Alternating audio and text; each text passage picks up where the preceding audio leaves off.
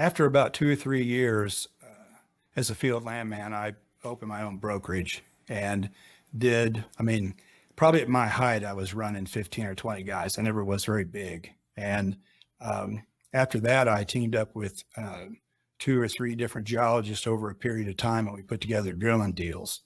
And and so that meant the next 10 or 15 years, you're always right in the middle of starving to death. I think we drilled 19 straight dry holes before we finally made a discovery. And but the industry began to change. So now, horizontal drilling is coming on, and what's required of brokers, is to have software system and cartographers, at least records and that type of a thing. I didn't have any of that. So I thought, you know what, I'm just going to go to work for somebody that's got it figured out. And my wife is a land tech and was working for a small company there in Oklahoma City. And the landman there said, Dudley Land Company is looking for people. And so I faxed my resume over there, and I got a call from Tom Havenstride before the second page got through. So I didn't realize how bad they were hurting for people that knew what they were doing. Wow.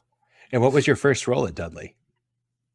I started out as a field landman, and once they found out I could do the really bad HBP nasty work, that's all I got. That's all I got.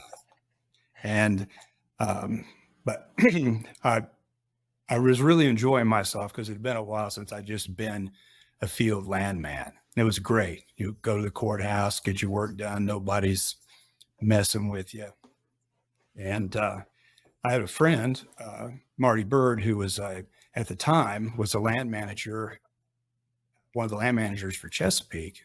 And he said, why don't you get your resume over here and let's see what we can do. Well, his secretary was Tom Havenstride's wife.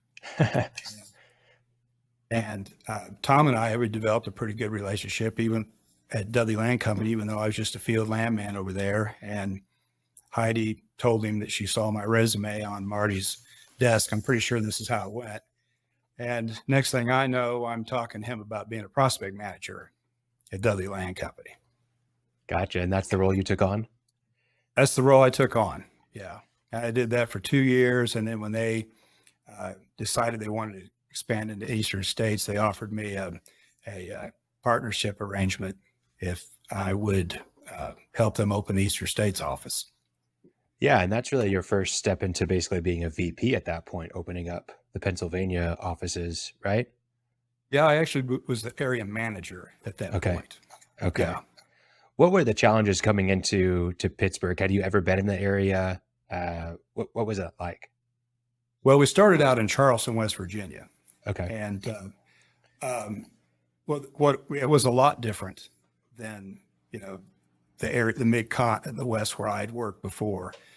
They didn't have the Jeffersonian system. It was all parcels, and the shape of tracks was determined by, ridge tops and creeks and roads and that type of thing. So it was really interesting. The other thing was that the information was harder to get at. The counties there didn't maintain tract indices. The other big challenge we had was we had a pretty sophisticated software system that Tom Dudley had developed, and now we needed to figure out how to make changes to that so they could handle title in Eastern states. And I'm not sure we've ever successfully got that done. It was like you think you get it figured out, and now even in the same state, and now we're in another county, and the original patents that went out didn't even follow the shape of the parcels that exist today. It was just crazy. But those were the challenges. And, the other thing was we were dealing with mineral owners that were not sophisticated people. In Oklahoma and Texas, people know what the deal is.